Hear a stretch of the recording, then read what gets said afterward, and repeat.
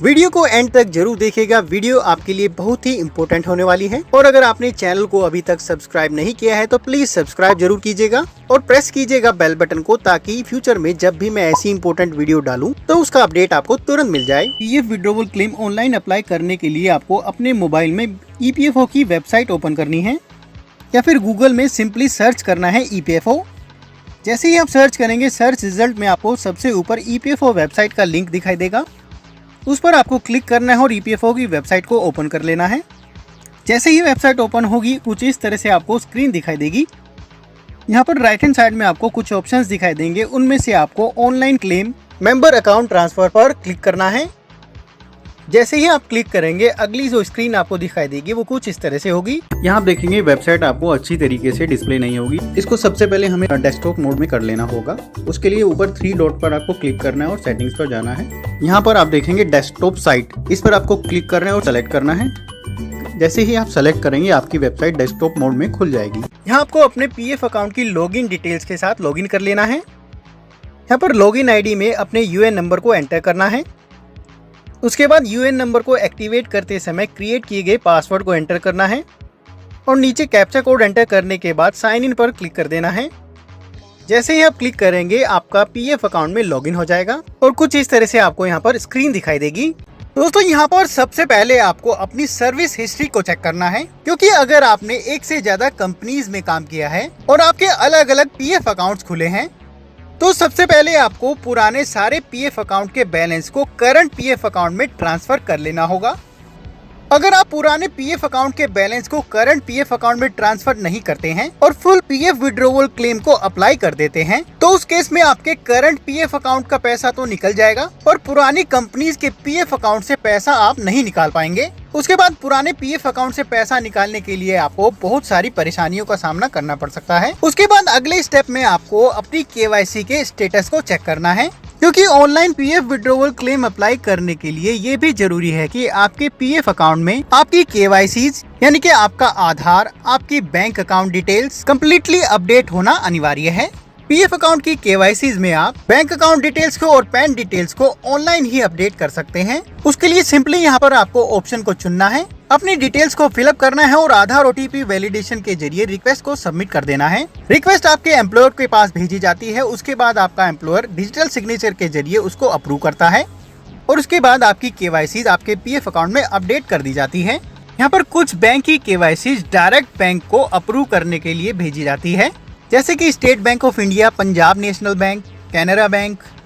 ऐसे और भी बैंक है जिनमें बैंक केवाईसी को अप्रूव करने के लिए डायरेक्ट बैंक ब्रांच को रिक्वेस्ट भेजी जाती है और बैंक उसको वेरीफाई करता है और अप्रूव कर देता है। अगले स्टेप में आपको ये चेक कर लेना है कि आपके पीएफ अकाउंट में और आपके केवाईसी डॉक्यूमेंट में आपकी बेसिक डिटेल्स एकदम मैच होना जरूरी है, जैसे कि आपका नाम, father name, date of birth. ये सारी डिटेल्स आपकी केवाईसी डॉक्यूमेंट्स में और आपके पीएफ अकाउंट में एकदम मैच होना चाहिए, अदरवाइज आपका क्लेम रिजेक्ट भी किया जा सकता है।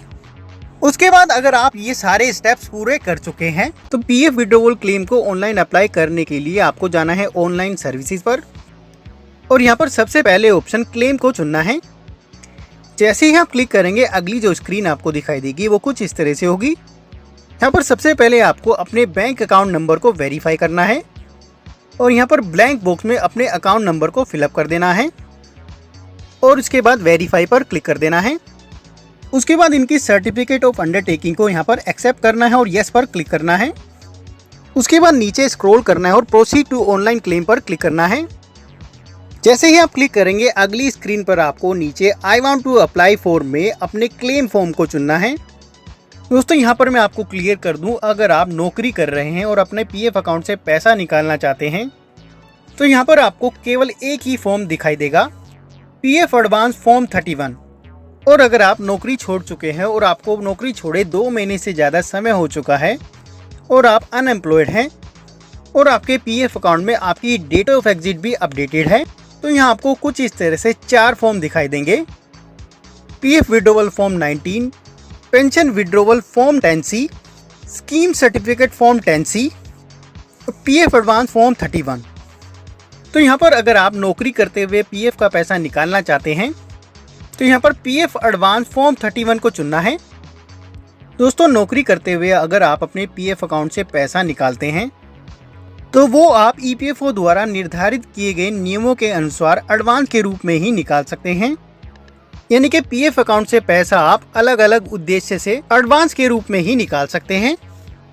तो यहाँ पर जैसे ही आप क्लेम फॉर्म को सेलेक्ट करते हैं, उसके बाद नीचे आपको पीएफ निकालने के पर्पज को यहाँ पर चुनना है। ईपीएफओ रूल्स के मुताबिक यहाँ आप अलग अलग उद्देश्य के अनुसार पीएफ अकाउंट से पैसा निकाल सकते हैं। किस उद्देश्य से कब और कितना पैसा आप निकाल सकते हैं, अगर आपको डिटेल में पढ़ना है तो एक पीडीएफ फाइल का लिंक मैं आपको वीडियो के डिस्क्रिप्शन में प्रोवाइड करा दूंगा।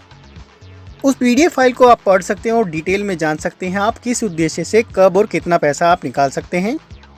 उसके बाद नीचे ईपीएफओ रूल्स के अकॉर्डिंग अपनी पीएफ अकाउंट को कैलकुलेट करके पीएफ विड्रॉवल अमाउंट को नीचे भरना है। अमाउंट एंटर करने के बाद नीचे अपने कंप्लीट एड्रेस को भरना है। ये एड्रेस आपके आधार कार्ड के अकॉर्डिंग होना चाहिए। अपने कंप्लीट एड्रेस को फिलअप करने के बाद यहाँ पर आपको अपने कैंसल चेक की कॉपी या फिर पासबुक की कॉपी को अपलोड करना है। दोस्तों, ये कैंसल चेक की कॉपी या फिर पासबुक की कॉपी उस बैंक की होनी चाहिए जिसे आपने अपने पीएफ अकाउंट की केवाईसी में अपडेट कराया है। और जो भी आप कॉपी अपलोड कर रहे हैं वो एकदम क्लियर होनी चाहिए, उसमें आपकी बैंक अकाउंट डिटेल्स एकदम विजिबल होनी चाहिए। यहाँ पर कैंसल चेक की कॉपी अपलोड करने के बाद आपको नीचे इनके डिस्क्लेमर को एक्सेप्ट करना है और नीचे गेट आधार ओटीपी पर क्लिक कर देना है। दोस्तों, यहाँ पर एक और जरूरी बात, दोस्तों पीएफ विड्रॉवल क्लेम अप्लाई करने के लिए ये भी जरूरी है कि आपके आधार कार्ड के साथ आपका currently active mobile number registered होना चाहिए, क्योंकि पीएफ विड्रॉवल क्लेम को ऑनलाइन सबमिट करने के लिए आधार ओटीपी वैलिडेशन की प्रोसेस को पूरा किया जाता है और आपके आधार ओटीपी की आवश्यकता पड़ती है। तो यहाँ पर जैसे ही आप गेट आधार ओटीपी पर क्लिक करेंगे, आपके आधार कार्ड के साथ रजिस्टर्ड मोबाइल नंबर पर एक ओटीपी भेजा जाएगा। उस ओटीपी को आपको यहाँ पर नीचे एंटर करना है और उसके बाद नीचे validate OTP and submit claim form पर क्लिक कर देना है। जैसे ही आप क्लिक करेंगे, आपका PF withdrawal claim successfully submit हो जाएगा और कुछ ही दिनों बाद आपके पीएफ क्लेम का पैसा आपके बैंक अकाउंट में सीधे ट्रांसफर कर दिया जाएगा। जैसे ही ईपीएफओ द्वारा आपका क्लेम सेटल किया जाएगा, आपको एसएमएस के जरिए उसका इंटीमेशन भी दिया जाता है। तो दोस्तों, कुछ इस तरीके से आप अपने मोबाइल से ही ऑनलाइन अपने पीएफ विड्रॉवल क्लेम को अप्लाई कर सकते हैं और घर बैठे ही अपने पीएफ के पैसे को सीधे अपने बैंक अकाउंट में ट्रांसफर करा सकते हैं। वीडियो अगर पसंद आई है तो